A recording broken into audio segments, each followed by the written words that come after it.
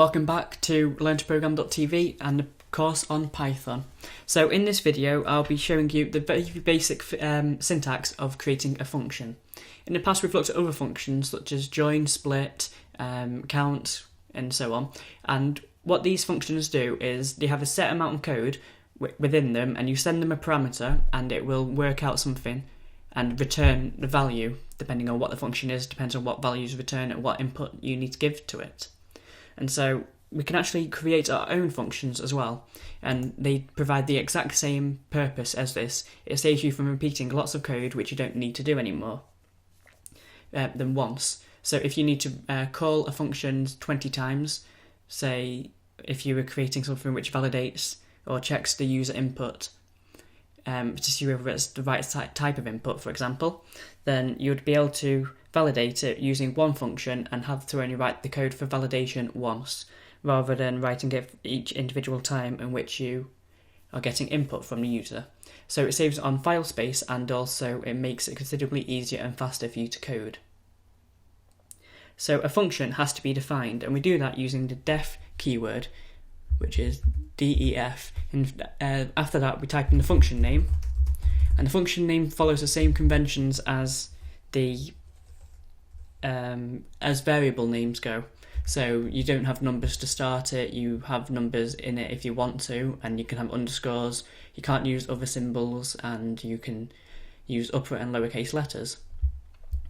And after we have the function name, what we have is two brackets or parentheses, opening and closing, and inside of there we have as many parameters as we want.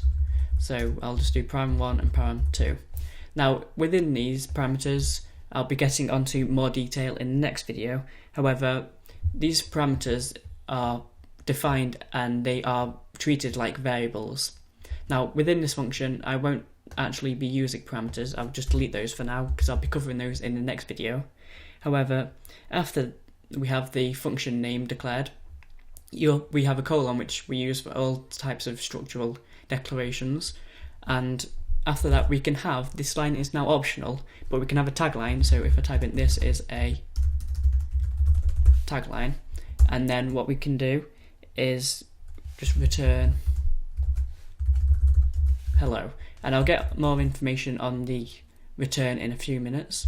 But function, what we can do is if on a Mac you press Control and Enter, Control and Space, sorry, it loads up the list of all of the functions which are available. Now if you scroll down to function name and click on it, you'll see that we have this is a tagline there. So you can use this now to quite simply just provide some information for you, so you can see exactly what it does when you're looking at the actual code.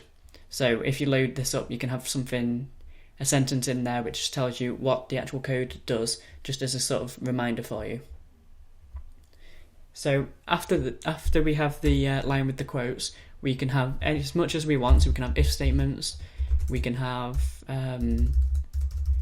all sorts of variables being called and other functions being called within here. We can do as many things as we want, and then at the end we just need to return the data that we have set out to return. So here we're just returning hello. So what I'm going to do is I'm going to do print, and then I'll do function name, and if we run this you'll see that we get hello outputted, which is exactly what you'd expect to get outputted because we are returning the word hello. Now we can return variables, we can return booleans, so there's plenty of things that we can return, and if I was to return a boolean then you'd use it more within an if statement, and if something is true then do something, if something is not true then do something else, for example. So that is the main basic syntax on functions, and in later videos I'll be explaining the purpose behind each individual part of the actual function call. So thank you for watching, and I will see you soon.